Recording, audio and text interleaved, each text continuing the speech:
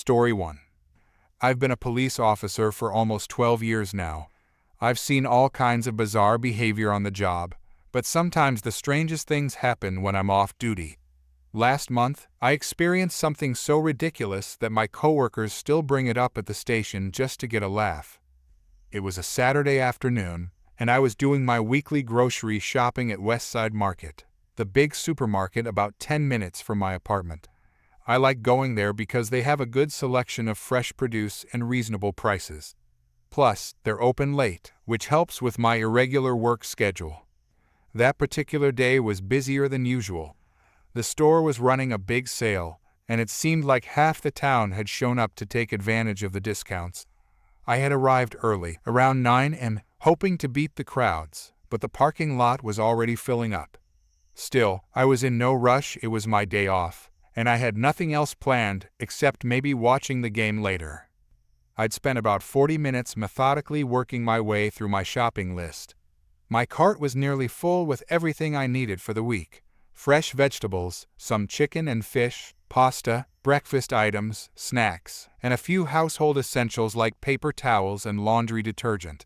I'd also picked up a nice bottle of wine and some ingredients to make a special dinner that night. I was in the baking aisle, trying to decide between two different brands of flour, when I realized I'd forgotten to get coffee, which was the one thing I absolutely couldn't go without. I left my cart at the end of the aisle, not blocking anything, just tucked out of the way, and quickly walked over to the next aisle to grab my favorite dark roast. It couldn't have taken more than 2 minutes. I found the coffee, grabbed 2 bags since they were on sale, and headed back to where I'd left my cart. But when I turned the corner, my cart was gone. At first, I thought maybe I misjudged where I left it. I walked up and down the aisle, looking around in confusion. Then I thought perhaps a store employee had moved it if they thought it was abandoned. I was just about to go ask customer service when I spotted my cart, or rather, someone else pushing my cart at the far end of the store. A woman I'd never seen before was casually strolling with my fully loaded cart toward the checkout area. She was probably in her 50s, with an expensive-looking handbag hanging from her shoulder and large sunglasses pushed up on her head, even though we were indoors. I hurried to catch up with her. When I reached her, I kept my tone polite but firm. "Me. Excuse me, I think you've taken my shopping cart by mistake." She barely glanced at me before continuing to push the cart forward. "Woman. No, I don't think so. This is my cart." I walked alongside her, increasingly confused by her dismissive attitude. "Me. I'm certain this is my cart. I just stepped away for a minute to grab some coffee. Look, all my groceries are in here." I pointed to the specific items I'd selected: the particular brand of paper towels I always buy, the special whole grain bread that was on my list, and the bottle of wine I'd carefully chosen. "Woman. Well, it's my cart now. You shouldn't have left it unattended. Finders keepers." I was momentarily speechless. Was this woman, a grown adult, seriously using finders keepers as a justification for taking someone else's full shopping cart? "Me. Ma'am, these are all items I selected and intend to purchase. I just stepped away for a moment to get coffee. I need you to return my cart." "Woman. Listen, I don't have time to shop today. I'm in a hurry, and this cart has most of what I need. You can just go get another cart and start over. It's not that big a deal." I couldn't believe what I was hearing. The sheer entitlement was astounding. "Me. Actually, it is a big deal. That's nearly an hour of my shopping time and all the specific items I selected. You can't just take someone else's cart because you don't want to do your own shopping." "Woman. Well, I already have it, and I'm heading to checkout. You can either go get your own cart or keep following me around like a creep. Your choice." She quickened her pace, heading determinedly toward the front of the store. I was getting frustrated but decided to stay calm. Years of police work had taught me that escalating a situation rarely helps. Instead, I followed her at a slight distance, pulled out my phone, and called the store's customer service number, which I had from a previous delivery issue. I briefly explained the situation to the manager, who answered, describing both my cart and the woman who had taken it. The manager assured me she would meet us at the checkout area. Meanwhile, the woman had gotten in line at one of the registers. I stood a few feet away, watching as she began unloading my groceries onto the conveyor belt. The cashier, a young guy probably in his early 20s, greeted her with the usual customer service pleasantries. As she continued unloading the cart, I noticed her frowning at some of the items, particularly the ingredients for the special dinner I had planned. She picked up the fresh herbs and fancy cheese with a look of confusion, but placed them on the belt anyway. The store manager, a woman with a name tag reading "Assistant Manager," approached me. "Assistant Manager, sir, you called about a cart issue." I explained the situation again, pointing to the woman who was now about halfway through unloading my groceries. "Assistant Manager, let me handle this." We walked over to the checkout lane together. "Assistant Manager, excuse me, ma'am. There seems to be a misunderstanding about this shopping cart." The woman barely looked up as she continued placing items on the belt. "Woman, there's no misunderstanding. I'm just trying to check out, and this man keeps harassing me." Assistant Manager, sir, can you identify any specific items in the cart that would confirm these are your selections? I pointed out several items, including a specific brand of hot sauce I always buy that was still in the cart, waiting to be unloaded. Me. That particular hot sauce, the brand of paper towels already on the belt, the specific type of apples I selected, and if you look in the front pocket of the cart, you'll find my shopping list in my handwriting. The manager reached for the small notepad in the child seat area of the cart, but the woman quickly snatched it. "Woman, don't touch my personal belongings." Assistant Manager, ma'am, if this is your cart, you wouldn't mind answering a few questions about its contents, would you? Woman, this is ridiculous. I'm a regular customer here, and I've never been treated so poorly. The cashier had stopped scanning items, looking increasingly uncomfortable with the situation. Assistant Manager, ma'am, can you tell me what items you came to the store intending to purchase today? Woman, groceries, obviously. I don't have to justify my shopping to you. Assistant Manager, sir, is there anything else that would definitively identify this as your cart? At this point, I decided it was time to reveal my profession. Me. Yes, there is. The notepad she just grabbed contains not only my grocery list, but also notes from a case I'm working on. I'm an off-duty police officer. I pulled out my badge from my wallet and showed it discreetly to the manager. The woman's expression changed instantly from indignation to alarm. Woman, you're a cop? Well, why didn't you say so? I thought this was my cart. They all look the same, you know. Assistant Manager, ma'am, you just said you took this cart because you didn't have time to shop. That doesn't sound like a mistake. The woman's face flushed red. Woman, I misspoke. I was confused. Me. You also said finders keepers and told me to get another cart and start over. By now, a small crowd of curious shoppers had gathered, watching the scene unfold. The woman looked around, seemingly realizing how many witnesses there were to her behavior. Woman, this is all a big misunderstanding. I'll just go now. She tried to step away from the register, but the manager held up her hand. Assistant Manager, ma'am, I'm afraid we need to discuss this further. What you've done could be considered theft. Woman, theft? That's absurd. I was going to pay for everything. Me, with my selections, which I spent time choosing, you were attempting to purchase items that weren't yours to buy. Woman, it's not like I was stealing from the store. I was going to pay. Assistant Manager, you were taking this customer's time and selections, which is a form of theft of service. We take these matters very seriously. The woman's demeanor suddenly changed. She went from defensive to pleading. Woman, look, I said I was sorry. It was just a mistake. Can't we forget this whole thing? Assistant Manager, I'm afraid not. Sir, would you like to press charges? I thought about it for a moment. While what she did was certainly wrong and extremely entitled, I didn't think it warranted going through the whole process of pressing formal charges. Me? No, I don't think that's necessary. But I would like my cart and groceries back. And I think the store should be aware of this behavior in case it happens again. The assistant manager nodded. Assistant manager. Ma'am, we're not going to involve the police officially today, but I need to ask you to leave the store, and I'm afraid you won't be welcome back at this location. Woman. You're banning me for a simple mistake. Assistant manager. This wasn't a mistake. You admitted to deliberately taking someone else's cart because you didn't want to do your own shopping. That's not behavior we tolerate here. Woman. This is outrageous. I spend thousands of dollars here every year. Assistant manager. That doesn't give you the right to take other customers' carts. Now, I'll have to ask you to leave, or we will have to treat this as trespassing. The woman looked at me, then at the manager, then at the growing crowd of onlookers.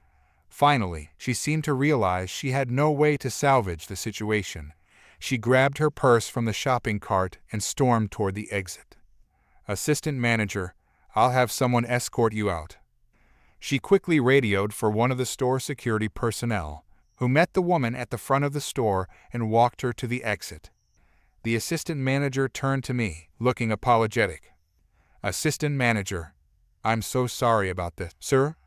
This is certainly not how we expect our customers to behave. Me. It's not your fault. Thanks for handling it so well. The cashier had already started voiding the transaction and helped me gather the items that had been unloaded. Another employee came to help reload everything into my cart. Assistant manager, please allow us to offer you a 10% discount on your purchase today for the inconvenience. I thanked her, finished my shopping by adding the coffee I'd originally gone to get, and checked out without further incident. As I was loading my groceries into my car, I saw the woman in the parking lot, getting into an expensive SUV several spaces away. She glared at me as she got in her car, but I just nodded politely and continued loading my bags. When I returned to work on Monday and told my fellow officers about the incident, they couldn't stop laughing. One of them actually printed out a small, police property do not take sign that I now jokingly attach to my shopping cart whenever I go to that store. The strangest part, about 2 weeks later, I was shopping at a different supermarket across town, and I could have sworn I saw the same woman. As soon as she spotted me, she abandoned her half-filled cart and hurried out of the store. I guess some lessons do stick, even if they're learned the hard way. The entitlement of some people never ceases to amaze me, but at least in this case, there were immediate consequences. And my special dinner that night? Absolutely delicious, and somehow tasted even better knowing I'd stood my ground. Story 2. Working mall security isn't exactly the most exciting job in the world. Most days, I deal with teenagers shoplifting makeup, the occasional lost child, and elderly people who can't find their cars in the parking lot. But last Tuesday, I witnessed something so bizarre that I still can't believe it happened, even though I saw it with my own eyes. For context, I've been head of security at Lakeside Mall for almost 7 years now. It's a decent-sized shopping center with about 150 stores spread across 2 levels. We have a team of 10 security guards and work closely with the local police department, who occasionally patrol through as part of their community presence initiative. I was doing my usual rounds on a busy Tuesday afternoon. The mall was pretty crowded. It was spring break week for the local schools, so there were plenty of parents dragging their kids around to shop for vacation clothes or just trying to keep them entertained. Around 2 p.m., I got a call on my radio from one of my team members stationed near the food court. Security guard, sir, we've got Officer Rodriguez and his K-9 doing a walkthrough near the east entrance. Just letting you know. Me. Copy that. I'll head over to say hello. Officer Rodriguez is a good guy who's been with the police department for over a decade. He's part of their K-9 unit and often brings his partner, a German Shepherd named Rex, when he does mall patrols. Rex is an imposing dog, but extremely well trained. He's primarily used for drug detection and apprehending suspects, but he's also great with the public. Kids especially love seeing him on patrol. I was making my way toward the east entrance when I heard the commotion. Even over the general noise of the mall, I could hear a woman's voice rising several octaves above everyone else's. "Woman, what is that dog doing in here? This is outrageous." I quickened my pace, already having a sinking feeling about what I was walking into. As I rounded the corner past the cell phone accessory kiosk, I saw Officer Rodriguez standing calmly with Rex at his side. Both were in full uniform, Rodriguez in his police blues and Rex in his K-9 tactical vest with "police" clearly marked on both sides. Standing in front of them, gesticulating wildly with her hands, was a woman in her mid-40s with an expensive-looking haircut and designer sunglasses perched on top of her head. She had that look that security personnel learn to recognize immediately, the "I want to speak to your manager" look. "Woman, I can't believe this. Dogs aren't allowed in the mall. This is a public place. I could be allergic. My son could be allergic." She was gesturing to a bored-looking teenage boy standing a few feet behind her, his face buried in his phone, clearly mortified by his mother's behavior. Officer Rodriguez maintained his professional demeanor, something he's perfected over years of dealing with the public. "Officer Rodriguez, ma'am, this is a police service animal. He's allowed by law to be here as he's working." I arrived just in time to see the woman's face turn an alarming shade of red. "Woman, working? Please, that's not a real service dog. I know what service dogs look like, and they're not that big. You can't just slap a vest on any dog and bring it wherever you want.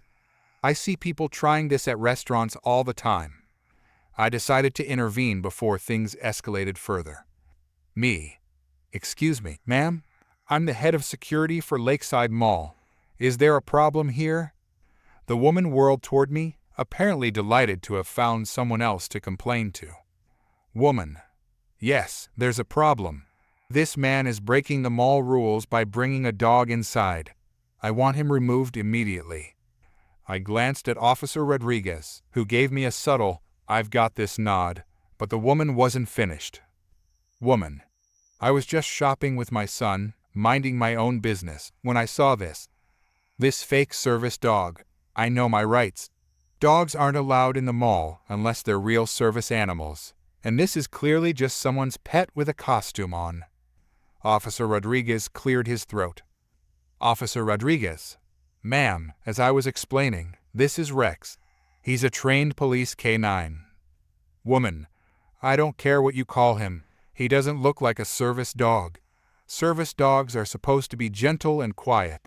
This one looks dangerous." Rex, for his part, was sitting perfectly still next to Officer Rodriguez, not making a sound, the very picture of discipline. "Me.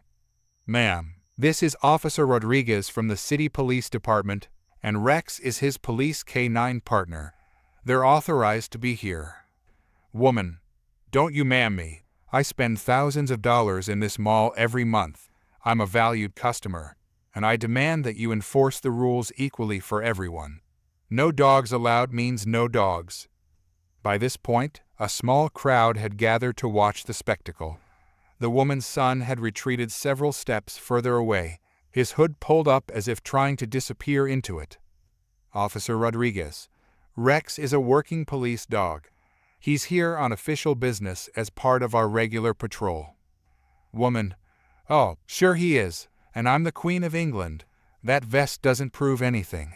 Anyone can buy those online. I've seen the YouTube videos about fake service dogs." She stepped forward, getting uncomfortably close to Officer Rodriguez and Rex. "Woman, I bet it's not even a trained dog. Here, I'll show you." Before anyone could react, she reached out and tried to shove Rex away from Officer Rodriguez, pushing at the dog's shoulder. Several things happened very quickly after that. Rex, being a highly trained police dog, didn't bite or attack. He was too disciplined for that. He simply stood his ground, letting out a low, warning growl. Officer Rodriguez immediately pulled Rex back and stepped between his partner and the woman. Officer Rodriguez, "Ma'am, do not touch my K-9. That's a direct interference with a police officer and his equipment." The woman jumped back, her eyes wide with shock, whether from the dog's growl or being scolded by a police officer. I couldn't tell. "Woman, did you see that? It growled at me. It's aggressive. This proves it's not a real service dog."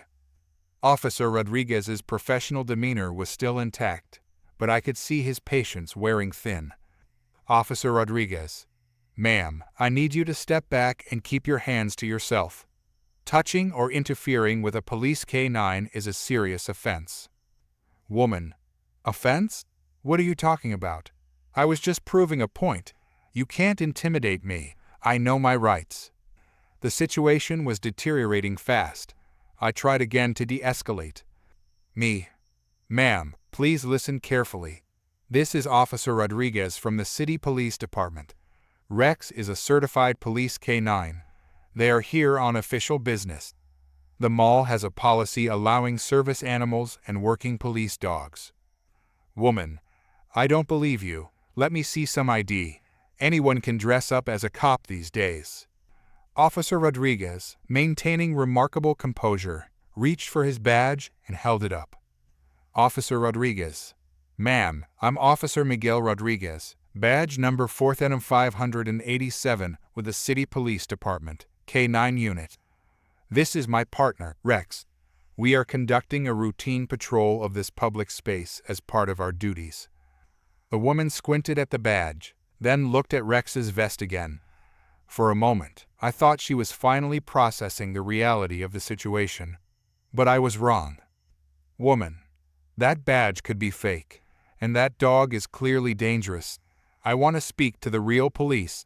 Call 911. Officer Rodriguez exchanged a look with me that I can only describe as the pinnacle of professional restraint. Officer Rodriguez, "Ma'am, I am the real police, and I'm going to have to ask you for some identification now." Woman, "Identification? Me? Why should I show you anything?" Officer Rodriguez, "Because you just attempted to interfere with a police K-9 in the performance of his duties, which is a criminal offense in this state."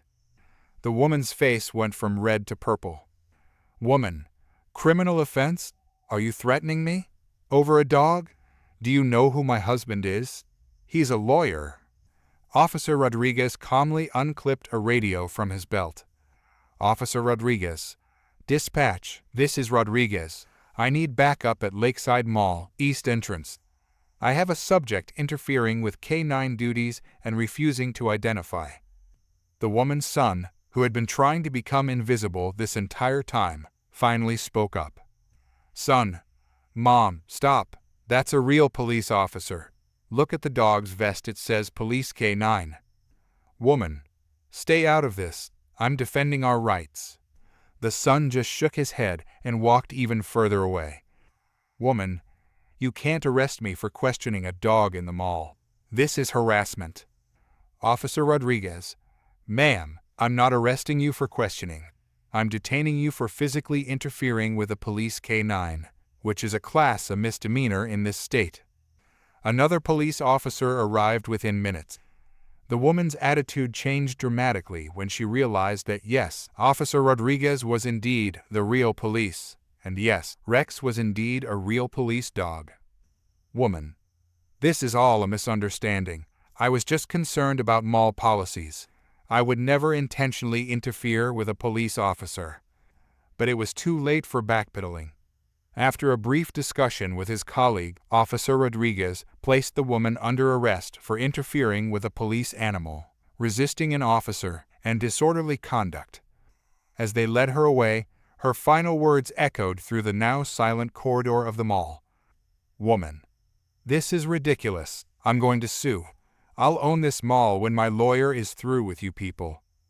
Her poor son trailed behind, calling his father to explain why Mom was being taken to the police station.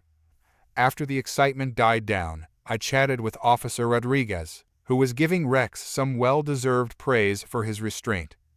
Officer Rodriguez, 7 years on the K-9 unit, and that's the first time someone's tried to convince me my partner is a fake service dog. Me? Sorry about that. Some people just can't admit when they're wrong. Officer Rodriguez, Rex deals with dangerous criminals every day. An entitled shopper doesn't even faze him. I patted Rex gently on the head with permission, of course. The woman was released later that day with a court summons. According to Officer Rodriguez, who I ran into a week later, she tried to file a complaint against him, claiming entrapment and excessive force. The complaint was promptly dismissed when the mall's security footage showed exactly what had happened. The kicker? Her lawyer husband refused to represent her. Apparently, even he had limits. Story 3. I'd been planning this trip for months. After a brutal year at work's 60-hour weeks, back-to-back projects, and a boss who thought weekends were just 2 more workdays, I desperately needed a break. I'd saved up my vacation time and a decent chunk of money to spend a week in a small coastal town known for its beaches, local art scene, and supposedly amazing seafood. I'm not much of a hotel person. They always feel so sterile and impersonal, and I hate having to go out for every meal. So naturally, I turned to Airbnb and found what looked like the perfect place. A cozy 1-bedroom cottage with a private yard, just 3 blocks from the beach. The photos showed warm wooden floors, a small but well-equipped kitchen, and a porch with fairy lights strung above a comfortable-looking chair. The reviews were stellar, with multiple guests mentioning how peaceful the neighborhood was.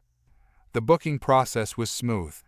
The host, who I'll call the property owner, was responsive and helpful, sending me a detailed guide to the area and clear check-in instructions.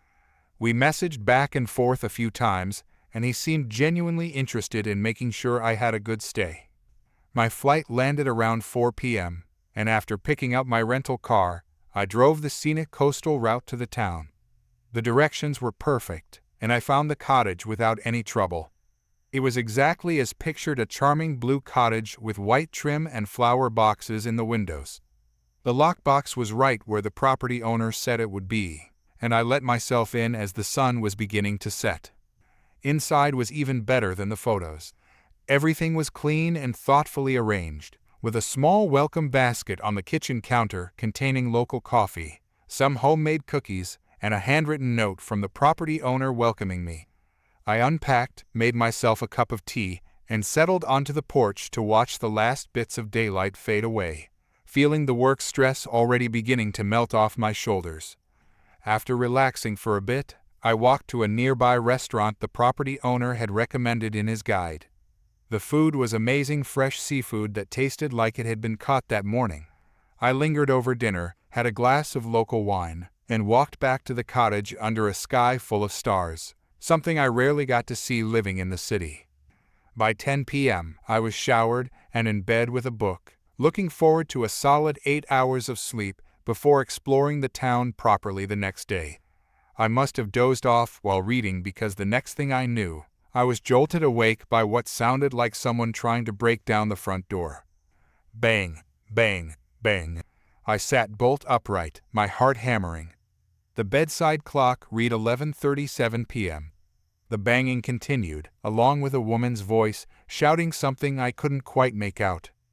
I scrambled out of bed, pulled on sweatpants, and cautiously moved toward the front of the cottage.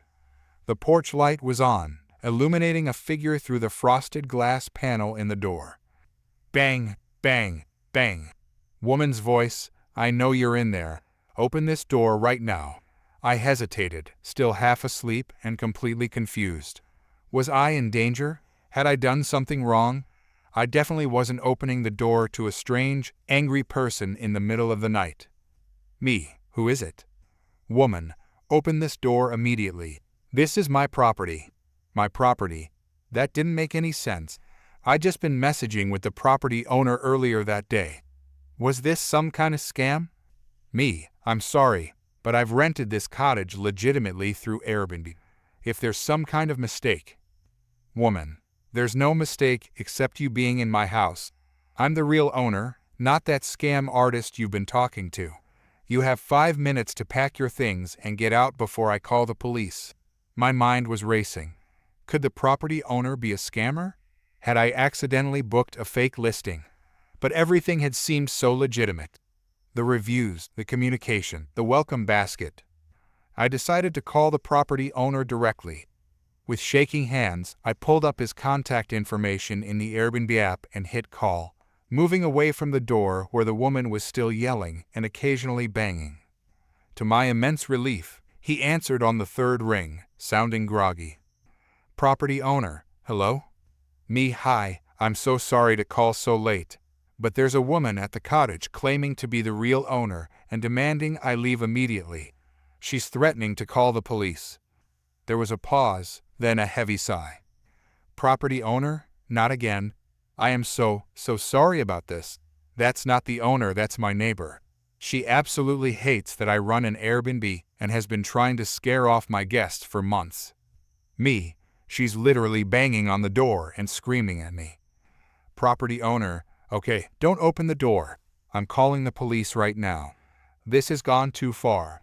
I'll stay on the line with you until they arrive if you'd like." Me, "Yes, please. She's saying she's going to call the police herself." Property owner, "Let her. They know all about her. This isn't the first time, but I'm going to make sure it's the last." I stayed on the phone with the property owner, who was incredibly apologetic and reassuring. Meanwhile, the woman outside, who I'll call Karen from here on out, continued her tirade, though the banging had stopped. "Karen, I've called the police. They're on their way. You're trespassing on private property." The property owner had muted his end of our call to speak with the police, then came back. "Property owner, the police are on their way. They're about 5 minutes out. Again, I am so sorry this is happening." Me, "It's not your fault." Property owner, "It absolutely is. I should have warned you about her. She hasn't pulled this stunt in a few months, so I thought she'd finally given up." The banging had stopped entirely now, but I could still hear Karen pacing on the porch, occasionally muttering to herself. True to the property owner's word, about 5 minutes later, I saw flashing lights through the windows as a police car pulled up. From my vantage point, I could see 2 officers approach Karen, who immediately launched into what appeared to be an animated explanation, complete with dramatic pointing at the house and wild gesticulations.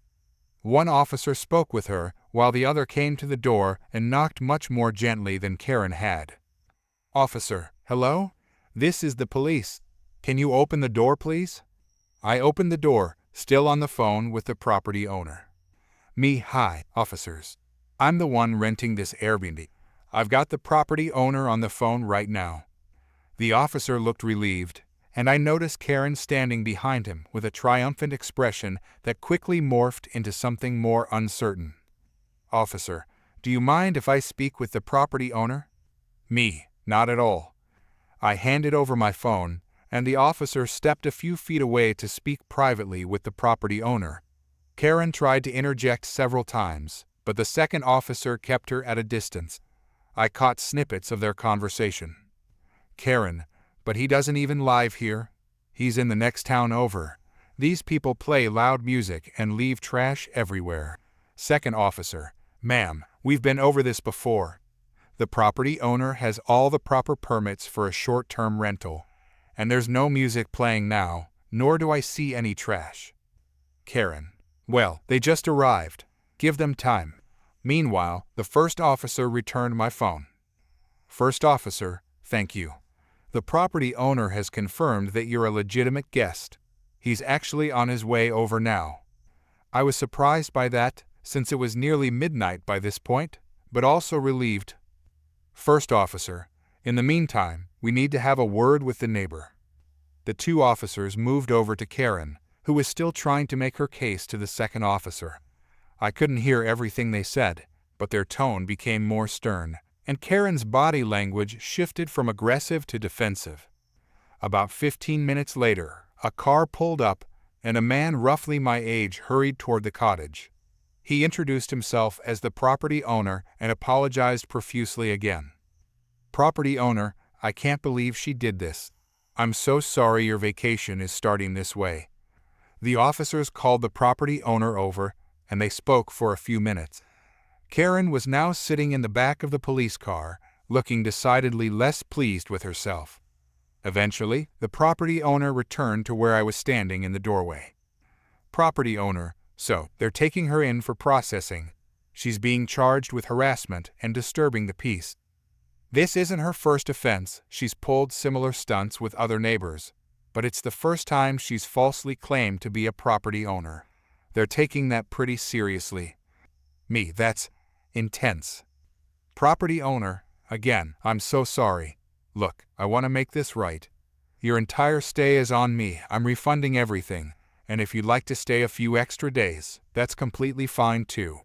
The cottage is available for the next 3 days after your scheduled checkout. I was taken aback by his generosity. Me, that's really not necessary. It wasn't your fault. Property owner, I disagree. I should have warned you about her. And besides, this is my business. I can't have guessed having experiences like this. After some discussion, I agreed to accept a partial refund and 2 extra nights free of charge. The property owner made sure I was comfortable staying there, offering to move me to another property he managed if I preferred, but despite the rocky start, I really did love the cottage and wanted to stay. Before he left, the property owner gave me some background on the situation. Karen had lived in the neighborhood for over 30 years and viewed any short-term renters as invaders in her neighborhood. She'd fought the city council when they approved short-term rental permits, started a failed petition to ban Airbnbs in the area, and had been gradually escalating her harassment of guests at various properties. Property owner, the really crazy part is that she rents her house too. She doesn't even own it. Her landlord has threatened to evict her over this behavior multiple times, but somehow she always manages to walk it back just enough to stay. As the police car drove away with Karen in the back seat, the property owner assured me that she wouldn't be bothering me again, at least not during my stay. The officers had made it clear that if she came near the property again, she'd be facing much more serious consequences. The rest of my vacation was blissfully Karen-free and exactly the peaceful retreat I'd been hoping for. The property owner checked in with me daily via text to make sure everything was okay, and even stopped by once with a gift basket of local wines as another apology. I later learned from the property owner that Karen had been fined $500 for harassment and had received a temporary restraining order preventing her from coming within 100 feet of the cottage or any of its guests. Her landlord had also finally followed through on his threats and given her 60 days to find a new place to live. The irony wasn't lost on me in her crusade against short-term renters. She'd managed to get herself kicked out of her long-term rental. I extended my stay by the offered 2 days, and they were perhaps the most relaxing of the entire trip, knowing that Karen was legally prohibited from coming anywhere near me. Sometimes I wonder if Karen ever realized that her hatred of temporary residents led to her becoming one herself. Somehow, I doubt it. Some people are so convinced they're right that they never stop to consider the consequences of their actions, even when those consequences include police cars, fines, and eviction notices. As for me, I left the property owner a glowing 5-star review, with a slight warning to future guests about the colorful local neighbor they might hear stories about. The property owner messaged me a few months later to let me know that he'd had 0 incidents since my stay, and that Karen had indeed moved away from the neighborhood. I've already booked the cottage again for next summer. This time, I'm looking forward to an interruption-free vacation from the very first night.